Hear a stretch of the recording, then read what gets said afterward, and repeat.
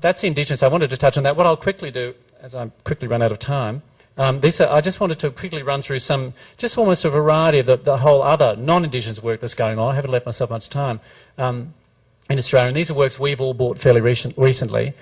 A young artist called Nell, who, I mean, I won't say much about them, they kind of speak themselves.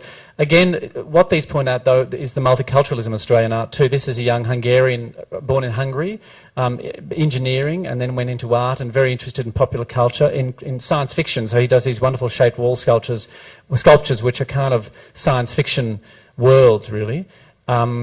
Greek-Australian artist, Polyexinu.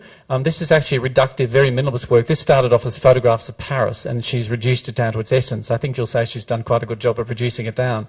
But it gives a bit of a sense of the some text work, which is fantastic. This is a young, very interesting artist, and they're very much about explorations of space. They're made-up buildings called judo houses. He paints some series of these. These are all different sorts of painting. This is a young artist who uses text to tell her own stories from the far north. A very interesting artist who's interested in art and sport. So a lot of his works are about memory and sport and growing up and sport as part of Australian life. That's a drawing on billiard table felt, that one, which was a fantastic work. He's very important. This is a young artist, again, painting demountables, those fabulous 70s buildings that that were used in schools. I mean, it's kind of wanted to give you a bit of a range, really, and see through.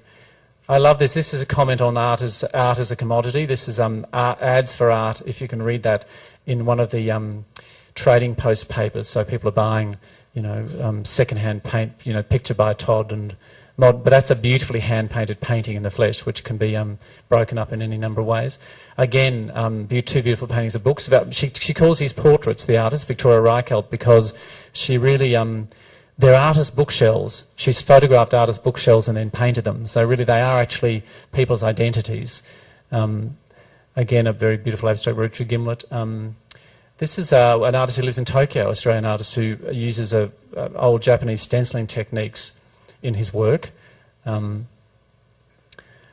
Very beautiful paintings by Julian Ma about, again, portraits of mostly of hands. Here's a young artist who started off as a doctor and then started off initially painting hands in hanging off trolleys and dead bodies, and then seems to have taken... Now he's painting tattoos, now that he's gone off rings. But he's an interesting... Mark Chavez, here's a Filipino-Australian artist who's very much caught between two cultures.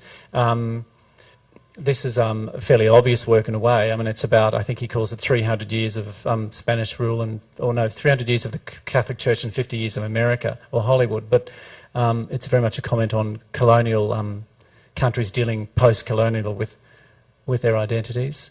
Nadine Christensen, a very beautiful painting, painter interested in constructed worlds within the landscape. Mad camouflage work, another young artist. I mean, all these are just really a range. Jeff Newton had that's a painting called Finger Painting that he did, which isn't, of course, painted with his fingers, but that's painting. I just wanted to run through some painting. These are photographs. This is an interesting artist because what he's done, he's photographed. It's the moment that a cathode ray television is switched off. So he's done a series of these fabulous works capturing the moment that a cathode ray television is switched off, and that you get that wonderful blip as the image disappears. And it's about dying technologies, really, this is his work. Again, this is, I just want to run through a few photographers. Obviously, we've collected a lot of photography. Paul Adair, who constructs these worlds, they're not digitally altered. He makes all the sets and constructs. This was a lovely comment on consumerism, a series of works. So, wonderful work called Rosemary's Baby. So I'll give you, that's a work using a scanner. I mean, it's hard. I could talk for a long time about all of these. There's probably not a lot of point, but it gives you a sense of the range of, that's a light box, the range of work that is going on in the quite lovely when you know the paintings they relate to. So they relate to Raphael, or they relate to different old masters. So that's all photography. One of the hard things for us is to buy things like installation or performance art. These are documentation pieces of installations. These are a pair of artists called Sean Cadero and Claire Healy, and they were just recently at the Venice Biennale representing Australia in one of the shows. But they stack things. This is their artist studio in Japan, and it's called Takidanababa. And they've stacked the entire contents of the artist studio against the wall. Their work's really about transition, in a sense, and they were interested in the fact that each person who comes through the artist studio leaves a trace of themselves and leaves behind material that's really of no use to anyone, but it was of interest to them to do this work. And this next one they did, that's a work called Deceased Estate. So that's the entire contents of a house, of a deceased estate, a dead person's house, piled together and tied up in a ball. So they're interested in these transitional moments, and it's nice to be able to buy photographs that document these sort of installations. That's a very beautiful photograph of Lake Eyre in the centre of Australia. This photographer, his paintings often look like abstract art, but this is a rare one in that he's put his tent and his bicycle in it. He rides out there and camps in the middle of the lake. Mostly his images don't have this in, but because it is in there, it looks much more like a landscape than they often do. And I just wanted to touch on that because one of the things our clients still love is landscape, and we keep trying to find new ways to buy landscape. And we do try and buy works that represent the landscape in an interesting way. This one's a sort of cyber landscape. An interesting artist called Peter Daverington, who's interested in cyberspace, but paints it by hand, doesn't use a computer at all to draw up the image. It's all completely out of his head. This is a lovely artist called Kate Shaw who uses paint skins to make these landscapes. She pours the paint and dries it, then constructs this landscape completely out of paint, out of hard paint skins. This is a lovely way to look at the landscape on glass. A lovely artist called Holly Grace who has she's interested in landscapes through a window. She has this lovely sense of nostalgia for growing up and looking at the landscape changing through glass. So she really does these wonderful landscapes on these bottles, and they read quite beautifully. And it's an interesting way for us to be able to buy glass because we used to buy a lot of bowls and vessels, but we can't rent them. So we're always looking at new and interesting sculptural ways really to look at glass and ceramics as we go through. Another landscape in a way, but a ceramic work, Ken Yonatani, who's also at Venice representing Australia this year.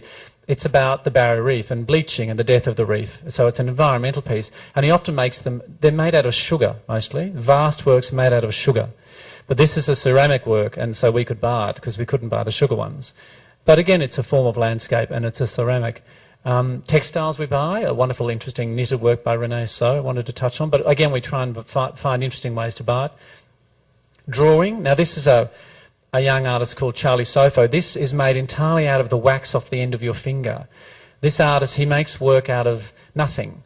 So he took a piece of paper and every day, for however long it took, he just touched it with his finger and built up a layer of wax. So that's all that is finger wax on paper, and it's the most extraordinary work. We have another work by him where he's hand-painted grains of sand. So it's obsessive and strange work, but quite interesting and out of nothing. Again, another form of drawing.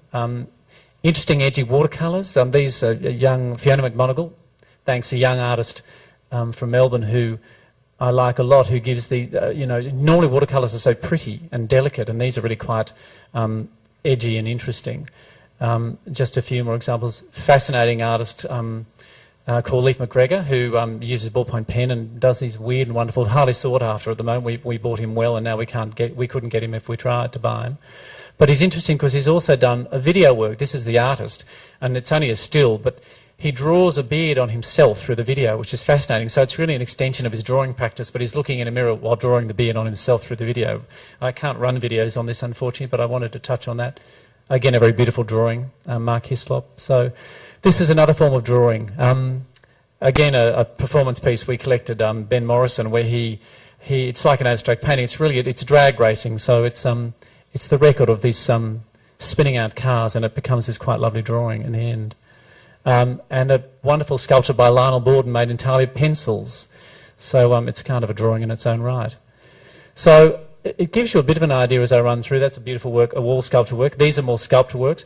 I mentioned ceramics. This is a very beautiful artist called Jerry Wedd, whose works are quite political, but he takes the elements of willow pattern, but he makes comments about immigration and about border protection.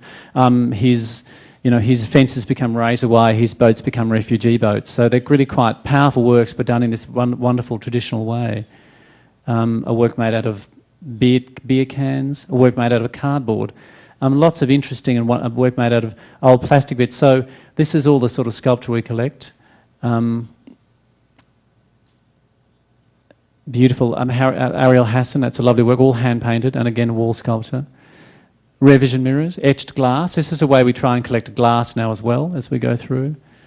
This is a lovely work. This is an interactive work. This has sticky balls you throw at it, and they stick to it. So that's kind of a playful work we bought, which is also about abstraction, but it's about interaction. Wall sculpture as well. Ceramics. So it gives you a good sense of the sort of things we're doing. A very lovely, very masculine sculpture by Michael Zavros. Michael Zavros' work's about male vanity, so that's the rarest of orchids, the black orchid, coming out of the weight. So it's made entirely of bronze, carved wood, glass. That's an interesting one, the digger, plastic soldiers. I mean, I'll just give you a bit of a range. I won't talk about all of them. And again, more ceramics. These are stills from some of the videos. Video was an interesting area for us because we weren't sure that our clients would want it, but we have in fact managed to rent it out, two of them out, and these are just a sample of some of the videos. We have to try and get works that don't have a lot of sound. I mean, it's quite difficult to find the right sort of work for us to buy. We've managed to buy about 10, and we're going to have a bit of a launch fairly soon. Again, video and installation work to try and let clients know that we've got that sort of work. This is a beautiful video work, and it's a shame I can't show it to you. These drawings are made entirely out of tea leaves.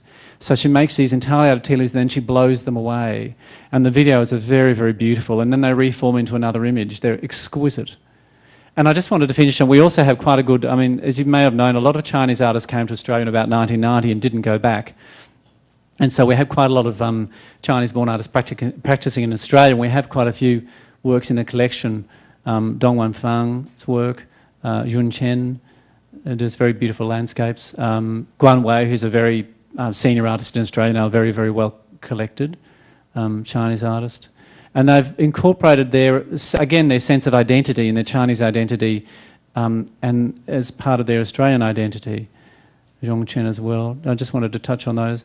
And end with a recent purchase by a Taiwanese artist, Catherine Huang, who makes very quirky ceramic works, quite abstracted. And now that I've been to Taipei, I can see kind of where she gets it from in a weird kind of way. So it's nice to be able to be here and have that inform this work. And I'll leave it on that note. So thanks for your attention. I hope that gives you a bit of an overview of what's happening. I know it's hard to run through slides, but thanks for your attention. And enjoy the rest of the forum. Thank you.